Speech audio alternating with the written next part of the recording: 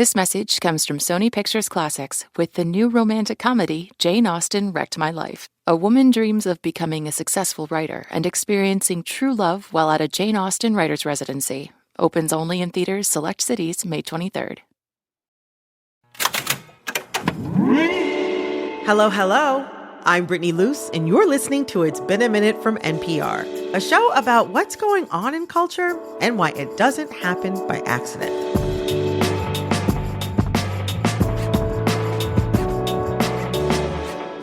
All right. This week, we are connecting the dots between R&B, racketeering, and Amber Heard.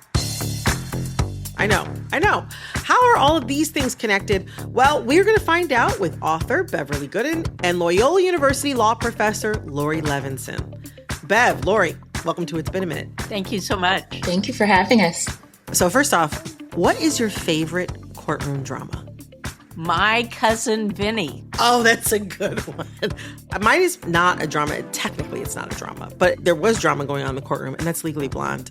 I just feel like... Do you know who the legal advisor was for that movie? No. You're looking at her. No! Oh my goodness. Laurie, that's so major. Oh my goodness. A celebrity. Wow. Oh my gosh. Well, I'll tell you what. Right now, out in the world, we have a courtroom drama that I wish I could say was fiction, with the criminal case against Sean Combs beginning this week. Sean Combs, aka Diddy, is a music mogul and business executive known for his Bad Boy Entertainment music label and his associations with various celebrities in Hollywood. And now he's facing federal charges of sex trafficking and racketeering. One of Diddy's primary accusers is the R&B singer Cassie Ventura, with whom he had an on and off relationship for over a decade. And she claims that she went through years of abuse during their relationship, which ended in 2018. Diddy pleaded not guilty to all charges. Federal prosecutors have alluded to a trove of evidence against him, including video documentation, surveillance footage, witness testimony, firearms, drugs, and more, suggesting that he wasn't following the law. So it caught my attention when I read a Washington Post article quoting defense attorney Mark Agnifilo, saying there was hitting on both sides, and we're going to take the position that there was mutual violence in the relationship. This concept, often referred to as, quote, mutual violence or mutual abuse, suggests that both parties engaged in abusive behavior, and it might sound familiar to anyone who has followed celebrity abuse trials in the past. So I wanted to talk to Bev and Laurie to understand what is mutual abuse in a legal context. Where have we seen this tactic used before? And could this strategy really help Diddy avoid a potential life sentence in federal prison? Well, in the legal case, right now, Sean Diddy Combs is a defendant in a federal racketeering case. And that's a really serious case. And he is charged with running a criminal enterprise that involves sex trafficking, bribery, kidnapping, assault, a range of activity where basically he would allegedly use women. He would pay them off in order to have his freak-off parties. But it wasn't mutual abuse. Yeah, this idea of mutual abuse is something that I've seen, floated by Diddy's legal team as a potential strategy. It was a part of their opening statement. Bev, could you define what mutual abuse could mean to Diddy's team? Yeah, mutual abuse in this context is basically saying that Diddy and his partner, or Diddy and the people involved in the situation, were abusive toward each other, allegedly. And I think it's important to clarify that mutual abuse is not a true concept. Abuse is about a pattern of behavior designed to maintain control over another person. And so even if both people engage in harmful behaviors, one is typically the abuser controlling the situation. I find that many people don't fully understand that abuse is about power. It's about control, manipulation, not just physical violence or aggression. So the focus should always be on understanding the context and power dynamics that are at play. And as our legal expert, Laurie, is mutual abuse a viable defense strategy? No, it's actually not a legal defense. It's sort of a phrase to say, oh, well, they both agreed to this behavior and therefore where's the harm? Hmm. And I think as Bev previewed, there's a lot of harm and people don't always agree. They feel pressured to agree. So you won't find in the law books a mutual abuse defense. Hmm. What you'll see are defendants arguing, well, I really thought that the victim was consenting because they were doing it to me and therefore I could do it to them. It is not okay in the criminal law world to abuse somebody and then say, well, they're at fault too. Okay. So, Laurie, you're saying that mutual abuse is not really a legal defense strategy. And Bev, you described mutual abuse as not even like a true concept in terms of how patterns of abuse work. So I wonder, Bev, why is it so easy for many people to believe that mutual abuse is a thing? Yeah, I find that what often gets labeled as mutual abuse is more accurately a trauma response. And so the science shows that being in an abusive relationship literally rewires your brain. It changes your brain chemistry. That's what PTSD is. You start living in survival mode and your body and mind adjust to that constant threat. So what people see from the outside looking in is, yeah, you might act defensive, you might lash out, you might shut down. And so it looks like there is harm going both ways.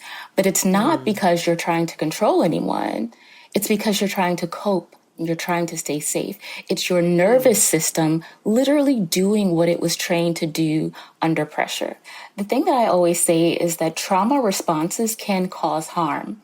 And I think that's what the public is seeing when they see or when they hear about even someone lashing back or lashing out at the abusive partner. But that's not the same thing as being abusive. Harm is not abuse. Conflict is not abuse. Abuse is about power and control. It is a pattern, not just messy behavior on both sides, right? It frustrates me because I think survivors really deserve a society that can tell the difference between the two. You know, I find it interesting that Diddy's defense team is citing mutual abuse as part of their defense strategy because in doing so, they have to concede that he took part in abusive behavior on some level. So, Laurie, why might the defense see this as a beneficial strategy? Well, I think the defense here is just trying to reframe this whole case as this other world that the jury might not be familiar with, where people engage in these types of sexual activities and even abusive activities, and that the government has just put them on trial for being different. The prosecutors have to remind them that this case is about real harm to victims. And victims, frankly, even if they're pressured, they can't give away their well-being, their physical well-being. The law is there to protect them. So I think the defense here is trying to reframe this as, gee, that's just how the world of rock and roll works. And these people wanted to be part of it, so they're not truly victims. Coming up, why it can be so hard for us to recognize abusive behavior in the people we look up to. We often have a hard time believing that someone we hold in high esteem could be abusive. That and more after this quick break. This message comes from Charles Schwab. When it comes to managing your wealth, Schwab gives you more choices, like full-service wealth management and advice when you need it. You can also invest on your own and trade on Thinkorswim. Visit schwab.com to learn more.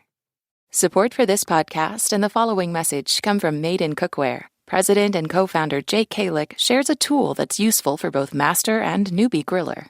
The craftsmanship of the carbon steel griddle enhances your grilling experience because it allows you a totally different type of grill surface that opens up the amounts of food you're able to cook. So the griddle is the perfect accessory to add to your grill and kind of widen your grilling game.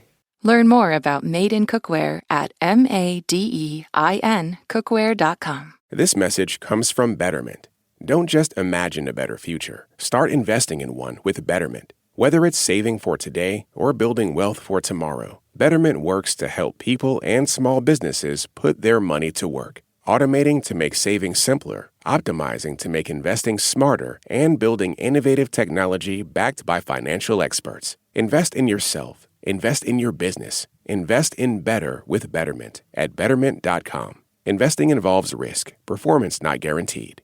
This message comes from REI Co-op. REI believes there are places within yourself you find only outside, where you can defy your fears, find your grit, and say, I did that. REI has the gear, clothing, classes, and advice to help get you there. Visit your local REI co-op or rei.com. I remember seeing the Amber Heard and Johnny Depp trial unfold on television, across social media, and newspapers and magazines, and seeing a similar kind of reframe in mutual abuse come up a lot. One of Diddy's primary accusers is the R&B singer Cassie Ventura, with whom he had an on and off relationship for over a decade. And she claims that she went through years of abuse during their relationship, which ended in 2018.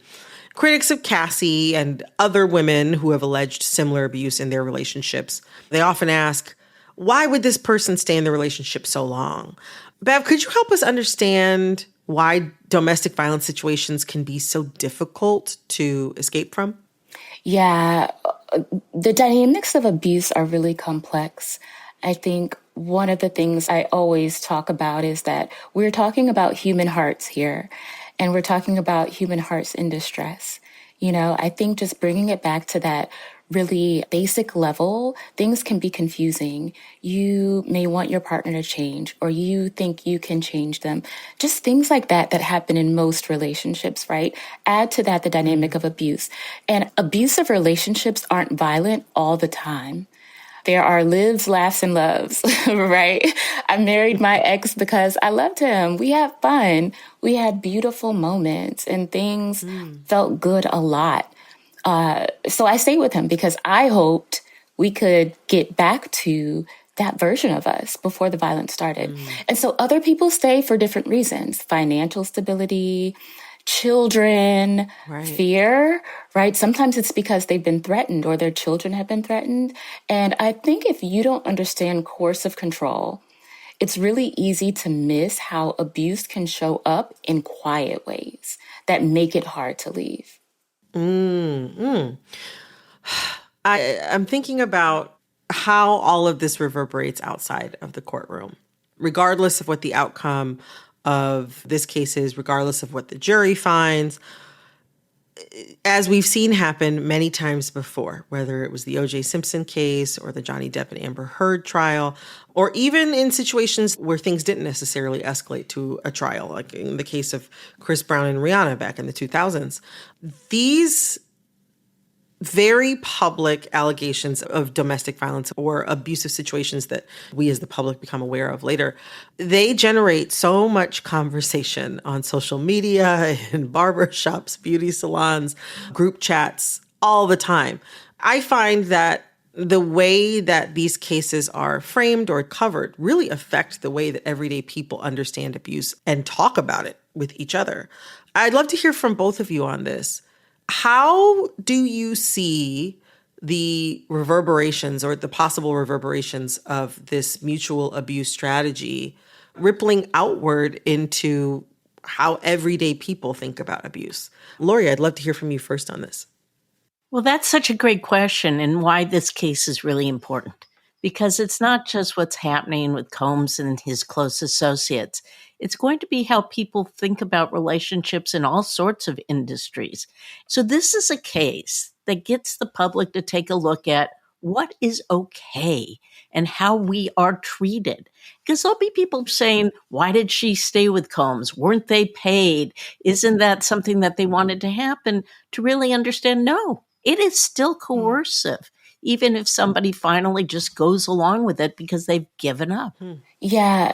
Something Laurie said earlier that I think is really important is that the defense is banking on the fact that the rest of us may not understand the type of relationship that they have. And kink is not abuse, right? Like if you're in a relationship that participates in kink, then there is enthusiastic consent from all parties. So we don't have to understand the details of these relationships to know that consent was not obtained here. And consent should never be implied, right? And so when it comes to the public's reaction and how this trickles down into the public, I find this sort of thing thrives where there is love or admiration involved, whether that's Diddy or your cousin, a family member, or a friend. We often have a hard time believing that someone we hold in high esteem could be abusive, that the same hands that create art can also create terror. That's really hard to sit with. And I empathize with people who are working through that because I've been there. And I think a healthier way to deal with that hurt and confusion is to accept that someone can be good to you and still hurt someone else. Apropos to what you were saying, we are in sort of this cycle where the public thinks they know somebody because that person's a star. And we saw that with OJ. And even though OJ was acquitted of the murders, it did come out in the trial that he was a serial abuser. They had been called out, the police, 8 times to deal with his abuse. And I don't think the public knew that about OJ. And I don't think the public wanted to believe that about OJ. And it's okay to feel shocked and disappointed or even conflicted. I think that's okay. But for me, it helps to remove the language of good and bad when discussing people holistically, right? And directly address the action. You are a person who made choices, and your choices were violent. And that violence has consequences. You being good or bad is irrelevant to me. I'm okay with duality. I'm not okay with abuse. And it's the abuse that needs to be named and confronted. Wow. You both have given me so much to think about with this conversation. And like I said, regardless of what happens in the courtroom, regardless what the outcome of this trial is or what the jury decides, they always coincide with big swells in conversation about very difficult topics. And so I really appreciate you both bringing so much to this conversation. I think it's what a lot of people need to hear. So thank you both so much. Thank you for having us. Thank you so much. That was author Beverly Gooden and Loyola University law professor Laurie Levenson. And I'm going to put on my influencer hat for a second and ask you to please subscribe to this show on Spotify, Apple, or wherever you're listening. Click follow so you know the latest in culture while it's still hot. This episode of It's Been a Minute was produced by Corey Bridges. This episode was edited by Nina Pathak. Our supervising producer is Barton Girdwood. Our executive producer is Verilyn Williams. Our VP of programming is Yolanda Sanguini. All right, that's all for this episode of It's Been a Minute from NPR. I'm Brittany Luce. Talk soon. Support for NPR and the following message come from IXL Learning. IXL Learning uses advanced algorithms to give the right help to each kid, no matter the age or personality. Get an exclusive 20% off IXL membership when you sign up today at IXL.com/NPR. This message comes from Warby Parker. What makes a great pair of glasses? At Warby Parker, it's all the invisible extras without the extra cost, like free adjustments for life. Find your pair at warbyparker.com or visit one of their hundreds of stores around the country. Support for NPR and the following message come from IXL Online. Is your child asking questions on their homework you don't feel equipped to answer? IXL Learning uses advanced algorithms to give the right help to each kid, no matter the age or personality. One subscription gets you everything. One site for all the kids in your home, pre-K to 12th grade. Make an impact on your child's learning. Get IXL now. And NPR listeners can get an exclusive 20% off IXL membership when they sign up today at IXL.com/NPR.